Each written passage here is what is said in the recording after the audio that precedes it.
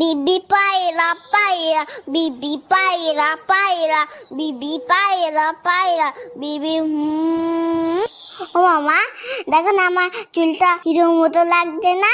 হ্যাঁ তো, তবে বাবান চুলটা আরেকটু কাটিয়ে নিয়ে আসি চল, তাহলে পারফেক্ট হিরো লাগবে। ও মা শোনো, তুমি দোকানদারকে বলবে আমাকে যেন হিরোর মতো চুল কাটিয়ে দেয়, পুরো যেন শাহরুখ খানের মতো দেখতে লাগে। ও মা বলো না, বলবে তো? বলবে না তো? উফ, চুপ কেন করে রয়েছো, কথা কেন বলছো না? হ্যাঁ হ্যাঁ রে বাবা, দোকানদারকে বলবো তোকে শাহরুখ খানের মতনই চুল কাটিয়ে দেবে। ওকে।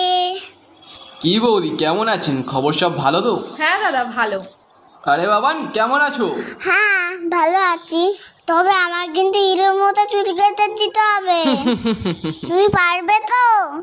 আগে বলো, নয়তো তোমার কাছে কাটবো না। সব রকম কাটতে পারি আমি, তুমি এখানে এসে বসো।